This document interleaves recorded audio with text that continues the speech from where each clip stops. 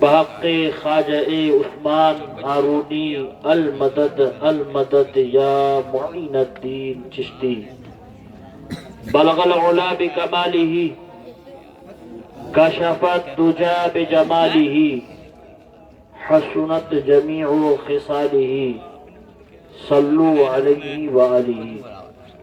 آئیے انتہائی عقیدت و محبت کے ساتھ جس کو جتنا نبی سے پیار ہے اتنی ہی بلند آواز میں حضور رحمت عالم صلی اللہ تعالی علیہ وسلم کی مقدس بارگاہ میں صلاۃ و سلام کا نذرانے عقیدت پیش کریں۔ پڑے بآواز بلند اللہم صلی علی سیدنا شفیعنا حبیبنا و مولانا محمد بارک وسلم صلاۃ و سلاما علیک یا رسول اللہ صلی اللہ تعالی علیہ وسلم۔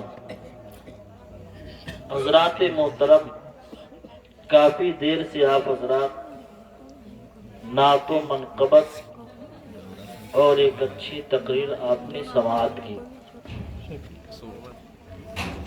ٹھنڈک کا موسم ہے اور میں یہ نہیں چاہتا کہ اور زیادہ ٹھنڈک میں آپ بیٹھے رہیں۔ ٹھنڈ لگ رہی ہے نا؟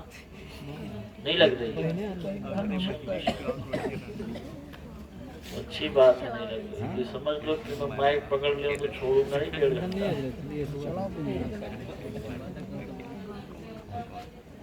یعنی سننے کے لیے بےتاب ہے۔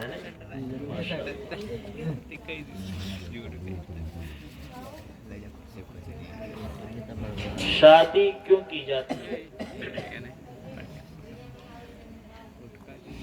شادی اس لیے کی جاتی ہے تاکہ انسان گناہ سے بچ جائے۔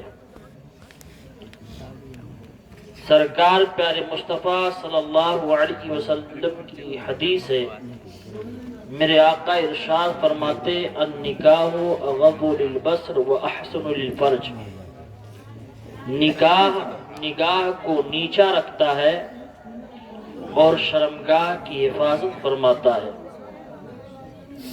رسول کریم صلی اللہ تعالی علیہ وسلم ارشاد فرماتے ہیں النکاح نصف الایمان، نکاح آدھا ایمان ہے۔ یعنی انسان مکمل طور سے گناہوں سے بچنے کی جو کوشش ہونی چاہیے وہ شادی کے بعد نظر آنے لگتی ہے، لیکن آپ دیکھتے ہیں، اپنی آنکھوں سے مشاہدہ کرتے ہیں کہ شادی کے بعد لوگ گناہوں میں ملوث رہا کرتے ہیں۔ خیر اس سے انسان کو اجتناب کرنا چاہیے، اپنے آپ کو گناہ سے روکنا چاہیے۔ حضور رحمت عالم صلی اللہ تعالی علیہ وسلم نے یہی ارشاد فرمایا۔ اور شادی اس لیے کی جاتی ہے تاکہ حضور رحمت عالم صلی اللہ علیہ وسلم کی پیاری سنت ادا ہو جائے۔ آقائے کریم صلی اللہ تعالی علیہ وسلم نے اور دیگر انبیاء کرام نے شادی کر کے اپنی قوم کو اور رسول کریم صلی اللہ علیہ وسلم نے اپنی امت کو یہ پیغام دیا کہ تم بھی ازدواجی زندگی گزارو جس طریقے سے میں گزارا ہوں۔ یعنی نبی کریم صلی اللہ علیہ وسلم کی زندگی نبی کی امت کے لیے مشعل راہ ہے، مصطفیٰ کی امت کے لیے نبی کی زندگی ایک نمونہ ہے۔ انسان کو چاہیے کہ اسی زندگی کو اختیار کر کے اپنی زندگی گزارے، لیکن فی زماننا ہم نے خود ساختہ ایک قانون بنایا، یوں کہہ لیجئے کہ ایک رواج پیدا کیا۔ وہ رواج یہ ہے کہ آج نبی کریم صلی اللہ علیہ وسلم کے طریقے کو چھوڑ کر کے اپنا طریقہ ہم نے اختیار کیا ہے۔ وہ سمجھ لیے کہ ہم ایک قانون بنا لیے ہے، اگر اس قانون کو نہیں اپنایا گیا تو ہماری شادی نہیں ہو پائے گی، ہماری شادی کے جتنے رسم اور رواج ہیں وہ ادا نہیں ہو پائیں گے۔ اللہ اکبر، آج اس دور میں قسم قسم کی برائیاں شادی کے حوالے سے نظر آ رہی ہیں۔ آپ دیکھیے جب ایک لڑکی دیکھنے کی بات ہوتی ہے تو ایک آدمی نہیں، دو آدمی نہیں، تین آدمی نہیں، بلکہ 50 لوگ ایک بچی دیکھنے کے لیے جایا کرتے ہیں۔ آپ نے کبھی سوچا، اپنے دل پر اپنے ہاتھ کو رکھ کر کے بھی محسوس کیا کہ ایک باپ اپنی بیٹی کو کتنی مشقت سے پروان چڑھاتا ہے، ایک باپ کتنی محنت و مشقت سے اپنی بیٹی کو جوانی کی دہلیز پر لاتا ہے، قسم قسم کی تکلیفیں اٹھا کر کے، طرح طرح کی مصیبتیں جھیل کر کے ایک انسان اپنی بیٹی کو جوان کیا کرتا ہے۔ جب بیٹی جوانی کی دہلیز پر پہنچتی ہے تو اس انسان کے جس نے اپنے بیٹی کو پروان چڑھایا ہے اس کو یہ فکر لاحق ہوتی ہے کہ اپنی بیٹی کے ہاتھ پیلے کر دے۔ باپ کی تمنا ہے، بھائی کی آرزو ہے، ماں کی خواہش ہے کہ اپنی بیٹی کے جو ہاتھ کو پیلے کر دے، لیکن ہم نے سماج کو اتنا پراگندہ کر دیا کہ 50 لوگ مل کر کے ایک بچی دیکھنے کے لیے جایا کرتے ہیں۔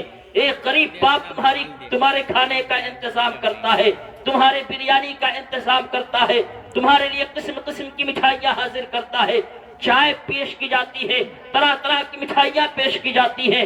وہ 50 لوگ مل کر کے دیکھ کے بریانی صاف کر جاتے ہیں، چائے پہ چائے پی رہے ہیں، گٹکے کے گٹکے کھا رہے ہیں، پان پہ پان چبا رہے ہیں۔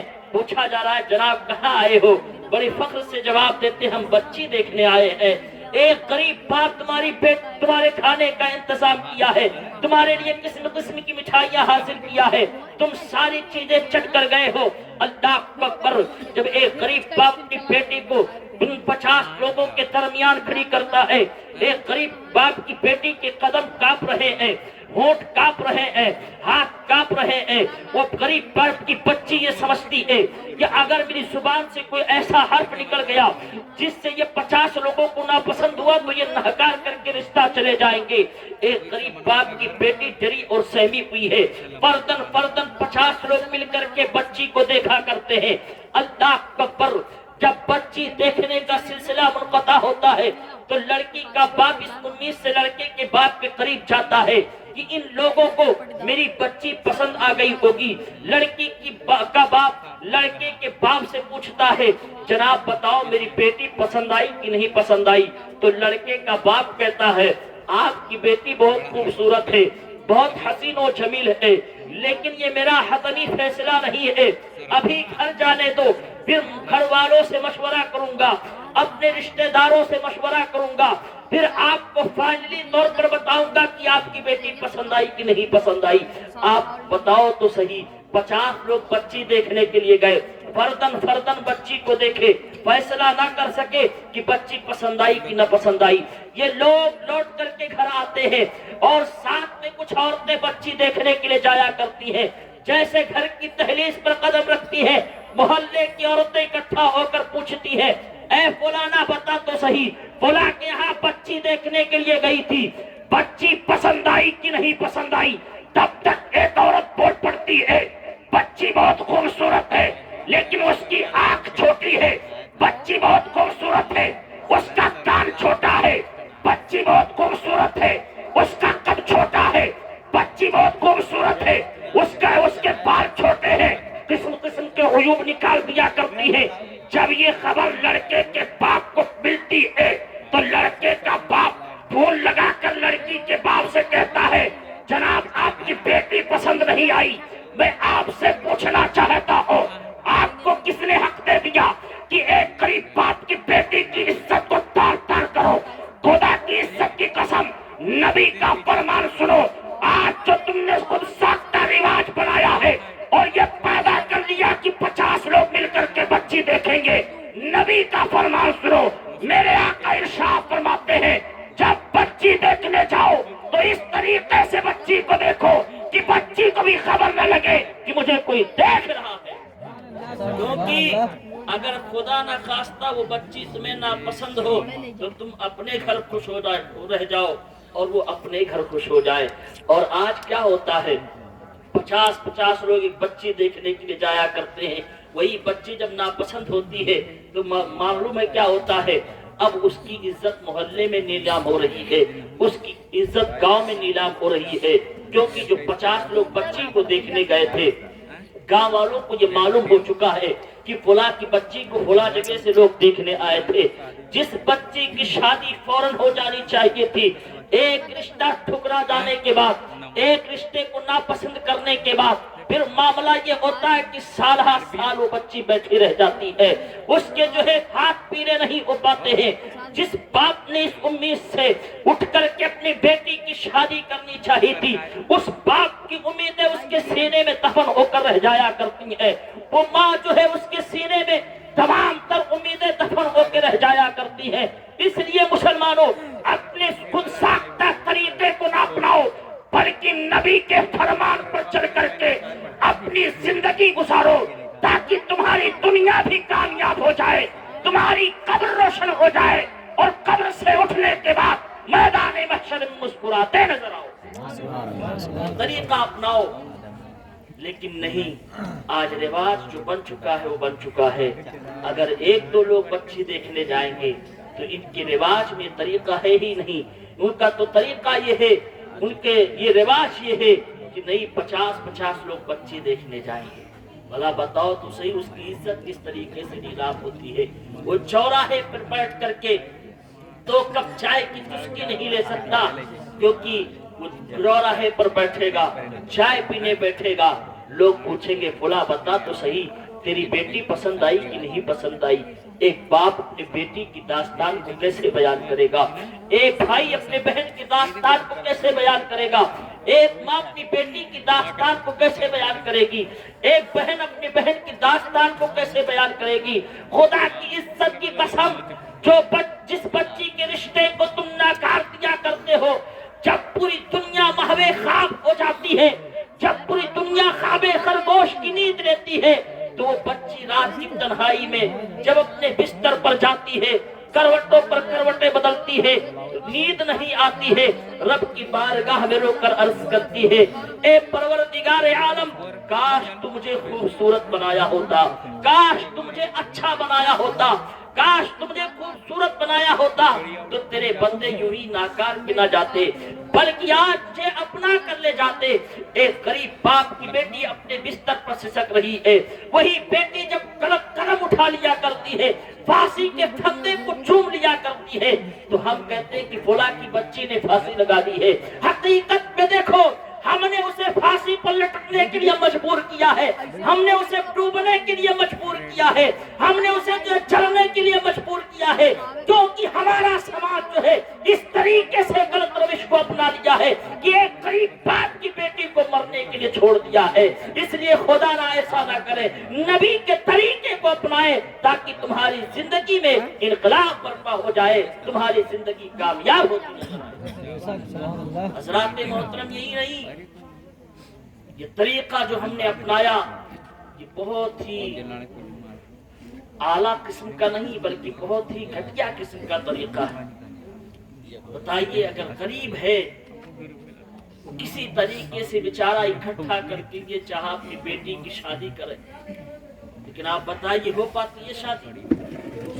کتنے ایسے رشتے ہیں، کتنے ایسے غریب باپ کی بیٹیاں ہیں جن کے پیروں میں زنجیر بندھی ہوئی ہے، وہ سسک رہی ہیں، وہ بلک رہی ہیں، وہ سوچ رہی ہیں کاش میرا باپ بھی اچھا ہوتا، میرا باپ بھی اچھے پوزیشن پہ ہوتا تو میری شادی بھی ہو جاتی۔